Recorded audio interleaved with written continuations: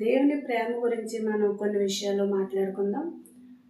యోహాను సువార్త 3వ అధ్యాయం 16వ వచనంలో ఏమని రాసిందంటే, దేవుడు లోకమును ఎంతో ప్రేమించాడు. దేవుడు ఈ లోకాన్ని ఎంతో ప్రేమించాడు. ఈ మానవాళిని దేవుడు ప్రేమించారు. ఆయన ప్రేమలో స్వార్థం లేదు. ఆయన ప్రేమ నిస్వార్థమైన ప్రేమ. ఇందులో మనం కొన్ని అంశాలు చూసుకున్నామంటే, ఒకటి నిస్వార్థమైన ప్రేమ. నిస్వార్థమైన ప్రేమ. ఆయన ఏ స్వార్థము లేదండి.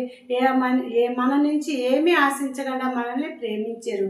కాబట్టి ఆయన ఈ లోకాన్ని ప్రేమించారు అంటే ఈ లోకంలో మొత్తం నిరంతరము ప్రేమించారు ఆయన.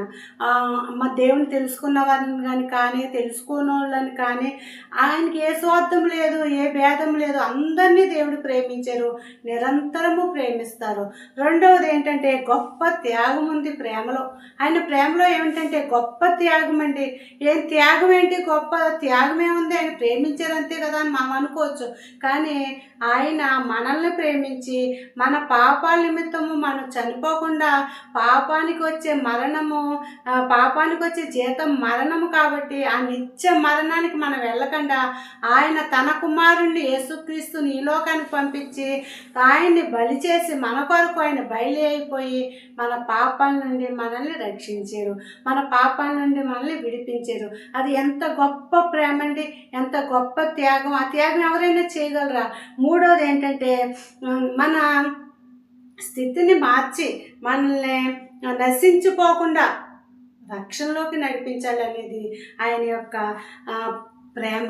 ఆ ప్రేమ ఏంటంటే మనల్ని ఎందుకు రక్షించాలంటే, మనం రక్షణ అనేది దేవుడు మనకి ఇస్తారు. మనం దేవుడికి ఇచ్చిన రక్షణని మనం పోగొట్టుకుని ఈ లోకంలో పాపంలో పడిపోయి మన స్వార్థంగా జీవిస్తూ నరకానికి వెళ్ళిపోతున్నాం. కాబట్టి దేవుడు ఈ లోకానికి వచ్చి పాపాన్ని నుంచి, నరకాన్ని నుంచి మనం రక్షించి పరలోకానికి చేర్చి పరలోకానికి వారసులుగా మనల్ని చేర్చారండి. ఆయన ప్రేమలో గొప్ప ప్రేమ. ఆయన ప్రేమ నిరంతరం ఉన్న ప్రేమ. ఆయన ప్రేమ అద్వితీయమైన ప్రేమ. ఆయన ప్రేమ స్వార్థం లేని ప్రేమ. ఇంకా ప్రేమ గురించి చెప్పుకోవాలంటే చాలా విషయాలు ఉంటాయి, కానీ కొన్ని విషయాలు చిన్న మాటలే మనం చెప్పుకున్నాం.